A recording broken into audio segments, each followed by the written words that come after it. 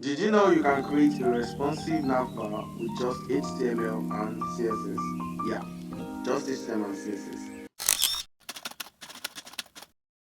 Over here in my VS Code, I've created some random style. All I just did was I created an header, then over here I created a div for the logo and also a nav for my list of links. And also I've linked my CSS to my HTML. Now over here in my CSS, some basic styling. Just want to come here and say margin zero, padding zero, box sizing, and any other styling over here. We have the display of flex to make everything come to become a flex and come to one line. And also we have justify content and any other thing to make our navbar look like this. But we have a tiny issue. What if our website wants to be accessed through a phone? That is where responsiveness comes in. Now I'm going to come here to my browser, I'm going to right click and I'm going to come to inspect. Now under my inspect, I'm going to click on this icon over here that looks like a phone. Now under this icon, we have different type of phone, but for me, I'm going to change it to responsive over here. Now over here, we are going to see that the more we reduce our screen, the more disfigured. Oh no, this is so weird. Alright, now we are going to make it responsive. So on a small screen, we don't see this. Instead, we see an hamburger menu that's going to tell us to open a sidebar or a navbar.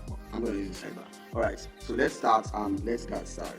And the first thing we need to do over here is to take away this nav from the header, so it's going to stand separately, and we are going to take it away from 850 pixels. So I'm going to come here to my CSS and I'm going to say that at media max width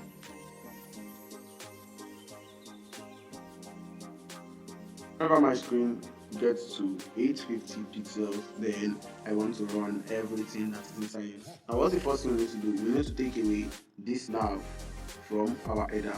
So I'm going to come here and I'm going to say under my header we have a nav, and what I want to do to it, I want the position to be absolute. Our position of absolute just takes it out so we can be able to move it in any aspect we want.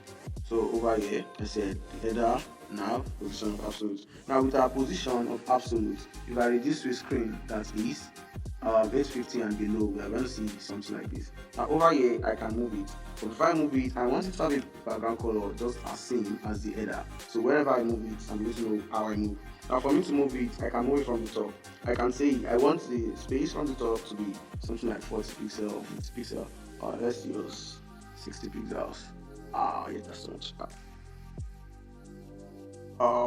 So let's just use 52. Alright. Now the next thing I need to do is I don't want space from the left, so I'm just going to come here and I'm just going to say I want space from the left to be 0. Now I'm going to use a sidebar. You can use a full, it's still the same thing, but I'm going to use a sidebar. And for me to use that sidebar, I can also come here and say the height to be 0 so everything fills the whole space. Now I'm going to reduce the width of my element. I want the width of my elements to be 500 pixel and the maximum width of my elements to be 100%. That means whenever it gets to a device that is lower than 500 pixel, it should take 100% of that. So we have something like this. And the next thing is that over here we displayed our header as flex. So we displayed our UL also as flex. And for us to bring everything back to the same line, we have to make our UL a flex direction of column. So I'm just going to come here and I'm going to say under my nav UL, I want to change my flex direction to be column. And what does that mean? Everything should be on one line. Now my nav over here, I want it to have an height of 100 VH, and basically 100 VH means I want it to take the entire height. But basically we have something like this. You can style it to your preference. You can say you want margin from each header. You can just give this a line height. So basically you can say you want a line height of maybe 30 pixels and you can have something like this. So if this is okay. Now the next one I need to do is hide this, then create an hamburger menu. So let's come here and create an hamburger menu. Right above our nav, I'm going to create an input with the type of checkbox. My input is going to have an ID of, let's just call it menu toggle. Now for our input to work, we are going to use a label. And inside this label, my label is going to have the 4 attributes of my menu toggle. Now in this label, you can use anything. Basically, I have linked my font awesome. You can use your icon library, but I've used my font awesome. And over here, I'm just going to link I'm just going to use the menu bar. So I'm just going to come here and say I want to use the bars over here. come here, we just have something like this. You can increase the size if you want, but yeah, let's say it like that. So over here, I'm going to come here and I'm going to say under my header, we have a label, and I want the font size to be something like 20 pixels. Alright, I think that should be enough. Alright, let's manage it. Okay. Yeah, we're gonna manage it. Alright, so the next thing I need to do is that whenever my checkbox is checked, I want to show this, and whenever my checkbox is not checked, I want to hide it. So basically, what we're gonna do, first we need to do is just display this as none, and whenever our checkbox is checked, we want to show it. So we're gonna come here and we're going to say we have an ID of menu toggle, and we want to listen to it whenever it's checked. And whenever it's checked, I want to look for any element under it that has the name of nav, and I want to display it back as block.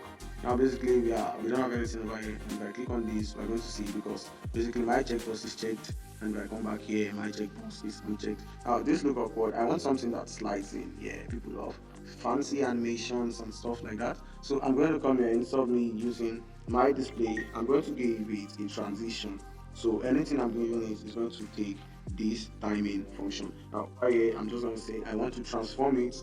I want to transform it and translate it in the x-axis, and I want to take it to be minus, let's use 200%. So it's going to take it away, far away from the screen. And whenever our checkbox is checked, I want to take this transform over here, and I want to take it back to 0. So come back to your initial state. Now basically we have something like this over here. Alright, so creating something like this is quite simple. And the next thing we just need to do is hide this, and basically we are going to be done. So I'm going to come here and I'm going to say I want to hide this ID of what's the name?